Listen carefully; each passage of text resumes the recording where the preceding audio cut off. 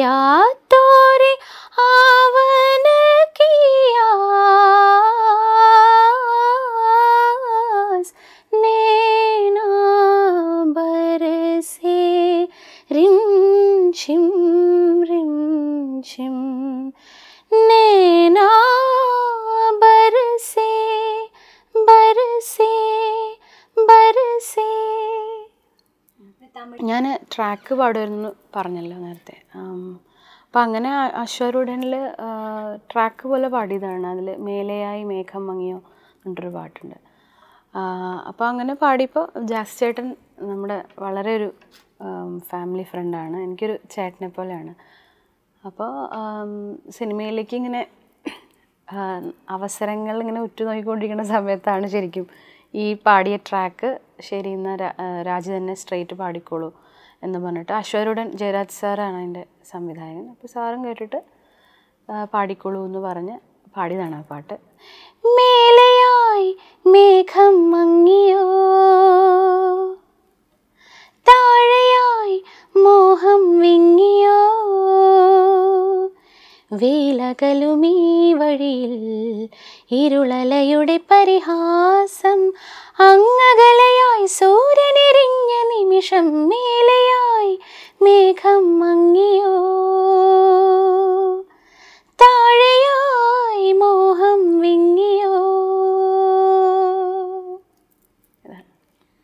സിനിമയിൽ അശ്വാരൂഢൻ പാടി. അതിനു മുമ്പും ഞാൻ 1-2 സിനിമയിൽ പാടിയിട്ടുണ്ടായിരുന്നു. അതായത് എൻ്റെ പാട്ട് സ്ട്രെയിറ്റ് ആയിട്ട് വന്നു, പാസ് പാസ് എന്നൊക്കെ പറഞ്ഞിട്ട് ഈ ഭാർഗവി നിലയം അങ്ങനെയൊക്കെ. പക്ഷെ എന്തൊക്കെയോ കൊണ്ടോ പാട്ട് ശ്രദ്ധിക്കപ്പെട്ടില്ല, അല്ലെങ്കിൽ സിനിമ ശ്രദ്ധിച്ചില്ല, അല്ലെങ്കിൽ റിലീസായില്ല, അങ്ങനെയൊക്കെ കൊണ്ട് അങ്ങനെ ഒരു സിറ്റുവേഷനായിരുന്നു ആ സമയത്ത്. അശ്വാരൂഢനിൽ പാടിയെങ്കിലും അതിലെ വേറൊരു പാട്ട് വളരെ ഹിറ്റാവുകയും ഈ പാട്ട് അങ്ങനെ അധികം ആരും കേട്ടില്ല. അപ്പം ഇങ്ങനെ ആകെപ്പാടെ ഒരു വിഷമായിരുന്നു ശരിക്കും ആ സമയത്ത്. അങ്ങനെയാണ് എം ജയചന്ദ്രൻ ചേട്ടനെ പരിചയപ്പെടുന്നത്. അപ്പോൾ ജയൻ ചേട്ടൻ ഇങ്ങനെ ഓർക്കുക വല്ലപ്പോഴും എന്ന സിനിമയിൽ ആദ്യമായിട്ട് തന്നെ ഒരു പാട്ട് പാടിച്ചു.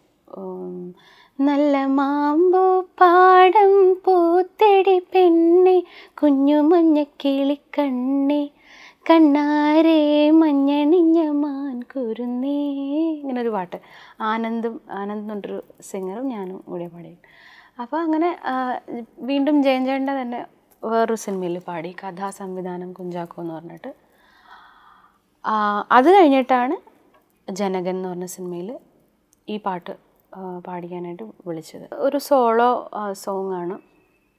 പിന്നെ ഈ പടത്തിൽ വേറെ പാട്ടുകളൊന്നുമില്ല. അപ്പോൾ എന്തായാലും ഒരു യങ് സിംഗറിനെ കൊണ്ട് പാടിക്കാൻ കുറച്ച് ചലഞ്ചിങ് ആയിരുന്നിരിക്കും ഇന്നിപ്പോൾ തോന്നുന്നു.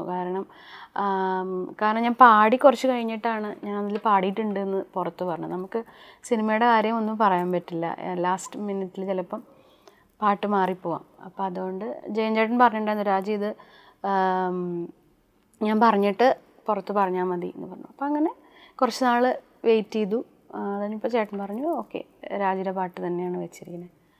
അപ്പോൾ അങ്ങനെ ആ പാട്ട് പുറത്തിറങ്ങണം, അല്ലെങ്കിൽ എൻ്റെ വോയിസ് ഒന്ന് ആൾക്കാർ കേൾക്കണം, അങ്ങനെയൊക്കെ ശരിക്കും ഞാൻ ആഗ്രഹിച്ചിട്ടുണ്ടായിരുന്നുള്ളൂ. പക്ഷേ അതെങ്ങനെയൊക്കെയോ സ്റ്റേറ്റ് അവാർഡ് അതിൽ കയറി അവാർഡ് വിൻ ചെയ്തു. അതൊരു അതിശയം. പാട്ട് ഇത് ഗിരീഷേട്ടൻ്റെ വരികളാണ്. ഗിരീഷേട്ടൻ മരിക്കുന്നതിന് മുമ്പ് അവസാനം എഴുതിയ കുറച്ച് പാട്ടുകളിലൊന്നാണിത്.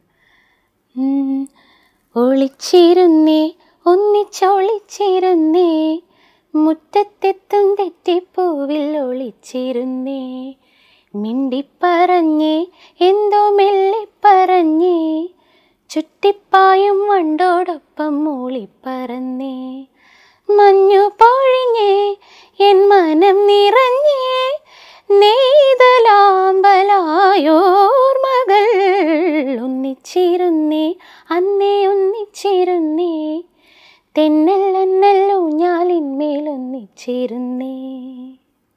ബിജു ചേട്ടൻ്റെ ആദ്യം സിനിമയിൽ വളരെ നാളുകളായിട്ട് അറിയാം. ഞാൻ ചെറുതിലേ തൊട്ട് ബിജു ചേട്ടൻ്റെ ചെറിയ ചെറിയ വർക്കുകൾക്കൊക്കെ പാടുന്നുണ്ടായിരുന്നു. പാടുന്നത് അതാണ് ഇന്നാണ് ആ കല്യാണം എന്നൊരു സിനിമ ഇറങ്ങി. അതിൽ നല്ലൊരു പാട്ടുണ്ട്, ഒരുപോലെ ചിമ്മും ഒരുപോലെ വിങ്ങും ഒരുപോലെ ചാഞ്ഞൊന്നുറങ്ങും. നല്ലൊരു പാട്ടാണ്. അത് പാടി അത് കഴിഞ്ഞിട്ട് ഉടനെ ഈ വെനീസിലെ വ്യാപാരി എന്ന സിനിമയിൽ കണ്ണും കണ്ണും. അതിങ്ങനെ നേരത്തെ ബിജുചേട്ടൻ പറഞ്ഞു ഇങ്ങനെ പഴയ പാട്ടാണ്, റീമിക്സ് ചെയ്യുമ്പോൾ പലതരത്തിലുള്ള ക്രിറ്റിസിസംസൊക്കെ വരും. അപ്പോൾ എൻ്റെ അടുത്ത് ചോദിച്ചു, രാജു നേരത്തെ സ്റ്റേജിലൊക്കെ പാടിയിട്ടുള്ള പാട്ടാണ്, അറിയാവുന്ന പാട്ടാണ്. അപ്പോൾ അങ്ങനെ പാടിയതാണ്. സുദീപേട്ടനാണ് കൂടെ പാടിയിരിക്കുന്നത്. പക്ഷെ അത് വലിയ കുഴപ്പങ്ങളൊന്നുമില്ലാതെ, വലിയ പരിക്കുകളൊന്നുമില്ലാതെ വന്നു എന്ന് തോന്നുന്നു. കണ്ണും കണ്ണും തമ്മിൽ തമ്മിൽ